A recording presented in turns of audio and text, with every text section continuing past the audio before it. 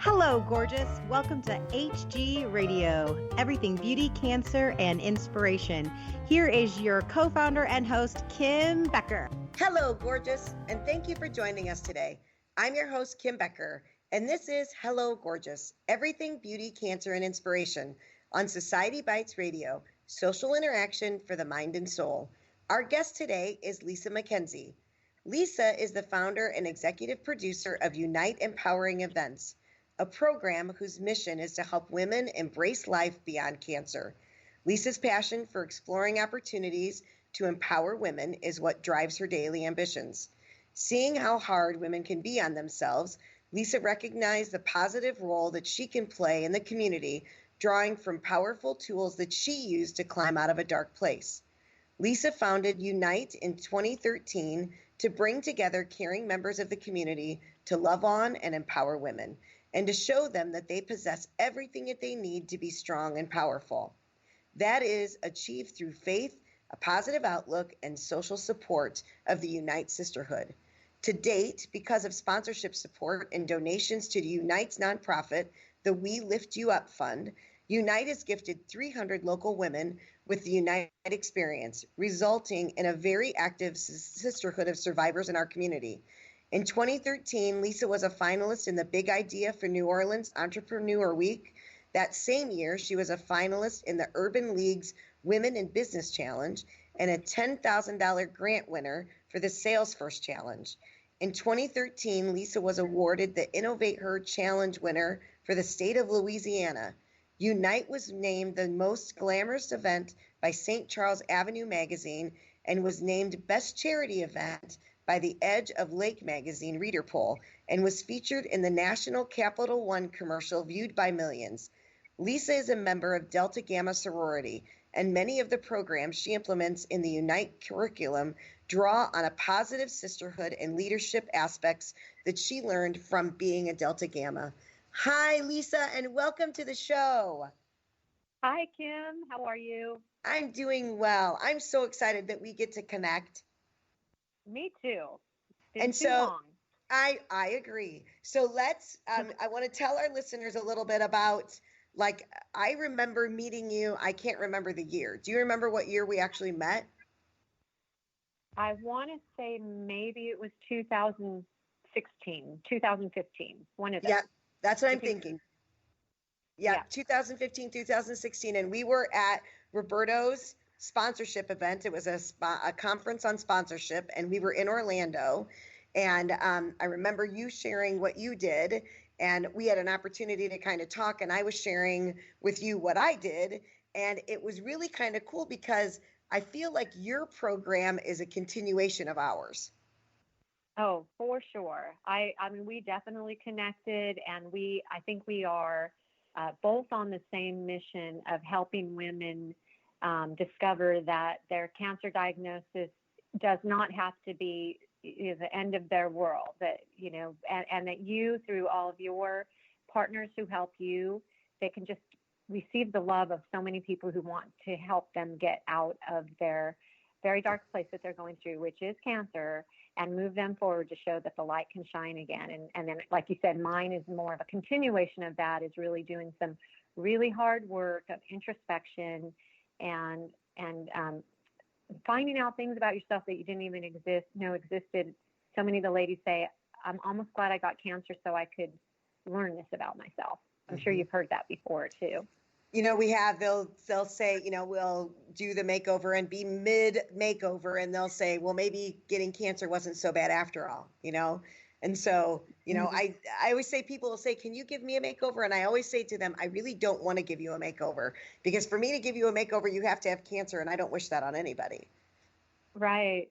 Yes. Yours is a little different, because I feel like yours is a little bit more of in the trenches, where the women are the most vulnerable, and ours is sometimes that way. We have some women who are definitely, no hair, no eyelashes. They're still very much in treatment, but ours is kind of that next little part where they're maybe just starting to get their hair back, or maybe their doctor said, see us in 6 months kind of thing. And now we're part of the emotional healing of, okay, now that they've endured all that, what are they going to do about it? How are they going to look at their situation and say, how can I make the best out of this and learn some things and feel better? I mean, really kind of dive down deep and explore all that cancer robbed from them, but then maybe learn that cancer gave them a lot too, which is it's a hard thing for people to fathom, but we see that every day. Well, and you and I had a conversation a month or so ago, and what really struck me is so true, and we both have felt the same thing from the women that we serve, and that is that once cancer treatment is done, it's kind of, now what? So for every month, somebody was taking vials of blood, and somebody was taking my blood pressure, and somebody was checking my pulse, and to make sure that I'm okay. And all of a sudden, you're telling me that I don't have cancer anymore, and then you just kind of let me go. And so what I love about what you guys do is that you kind of pick them up from that point and say, you know what, you're not alone, and we still want to make sure that you're okay. Yeah, we collaborate with the doctors who are part of the healing to be that next step. So, if you're a woman who's had cancer and like you said, all of a sudden you're surrounded with this incredible support team of doctors and nurses and protocol and schedules, and people are telling you what to do, and you feel, hopefully most women feel at that point that they are in good hands and getting care that they need. But when that stops, it's like whew, you just fall off a cliff. And the doctors will say that we're not set up to have emotional discussions with the ladies. Mm-hmm. They don't have that much time in a doctor's visit to really dive into the fallout that is happening, or the fears that women have, or the body issues now that a lady has to face, maybe intimacy issues with her husband or her significant other. I mean, there is so much fallout that happens that now that support network is gone. And we have found through most of the ladies who go into our program that a lot of people steer away from traditional cancer survivor support groups. And I'm not bagging on those, because to me, I think the most important thing women can do is surround themselves with a strong tribe of women who can help them get through this. And I think a great start is a support group. But what's different from our group compared to traditional ones is that a lot of times these support groups are held in hospitals, Mm-hmm. which I always find a little unnerving, because you have to go back to the place of pain. And, I don't know that walking to a hospital is always the best feeling. It kind of smells like a hospital, and it has a lot of memories attached to it. You have the fluorescent lights and Right. people in, scrubs. And so in our situation, we are bringing people out into a different sort of environment that is all about, training people to walk a runway over a 6-month period of time, but with music, light, energy, but most important is the camaraderie of that shared experience with the 24 ladies who are walking that journey together, so that as they start exploring, what happened with them and start sharing their stories, so it still works like a support group where they can have the freedom to share and talk about the highs and the lows going on and get recommendations, opinions. Oh, I had this bump. What should I do about it? Or this symptom? Or are you taking this kind of medication? Are you having this sort of side effect? They get to share that information, but then they also get a finish line to look forward to and march towards together, so that it's something to look forward to instead of, kind of in this holding pattern. They've got a schedule, but it's a very proactive self-care program that we offer that is invigorating. So let's talk a little bit about that, because, I was so excited to talk to you, and, our conversation is always just so natural. Let's explain to people what the event is. What is Unite Empowering Events? Like, what does it look like? Does she apply? And then once she applies, what does that look like until the end of the event? Tell us a little bit about that. Okay.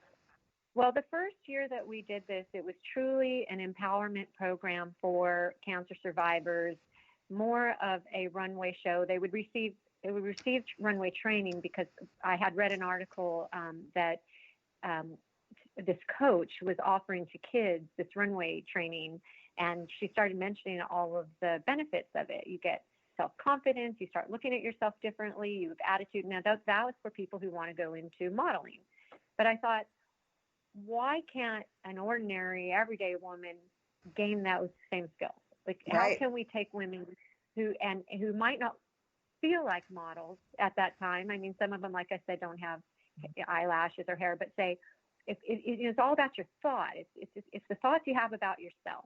So if we That's right. say we channel some stuff and say, like, okay, we're going to create that same sort of attitude, but in women who are every size, shape, age, ethnicity.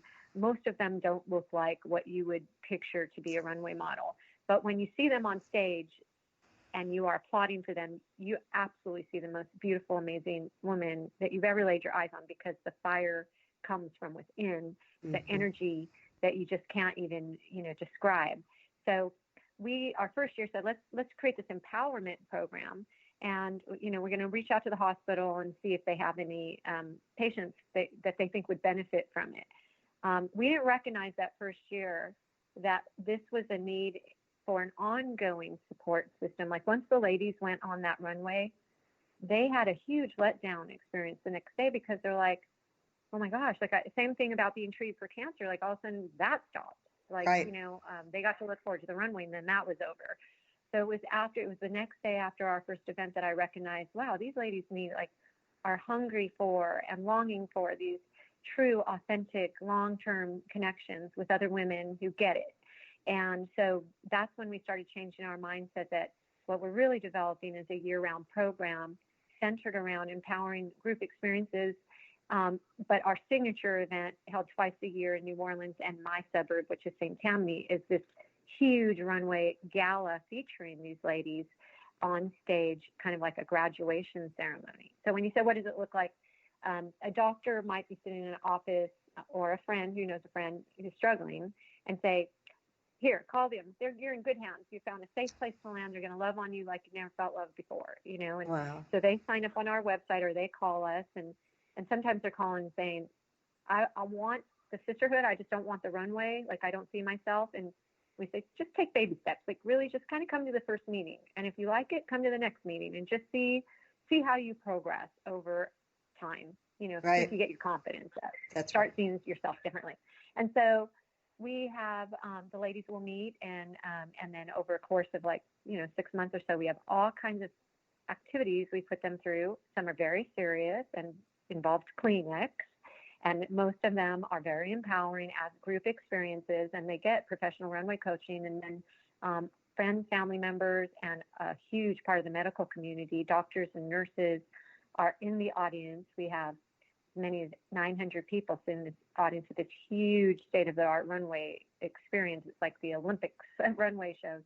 And it is just like a love festival, where even the family members get to have a sense of healing, because I get emotional talking about it, because I've been doing this so long, and I've got to witness and be part of seeing a husband getting his wife back, or a child who gets to look up and say, my mom is smiling again, That's right. or wow, my mom's wearing leather pants, Yeah. I've never seen my mom wear leather pants. And I mean, just, it is such a healing. And then the other part is the nurses. So these nurses who are only with the patients in scrubs, and getting, infusions, are all dressed up with the doctors, cheering on their patients. It's the most beautiful experience ever. And then after they graduate that night, they continue on as what we call alums. It's like a sorority experience, sort of.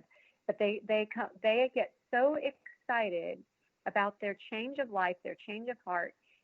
They want to totally instill that in the people who don't have it. So the new people who are signed up, these big sisters are like total cheerleaders. Like, you got this. I was there. I know what you're feeling. They're there as encouragers. And each new class gets to look at the previous class and go, okay, well, if she was the way I'm feeling a year ago, and look how fantastic she looks and feels right now, maybe that could be me. Maybe That's a right. year from now, I could be that person giving That's right. back to the next gal. And that's really what it is. It's a pay it forward empowerment program. And it's beautiful. I just love what I do, as you can hear from my voice. I know. I just said I was talking with somebody, and I said the same thing. I have the best job in the whole world. And there is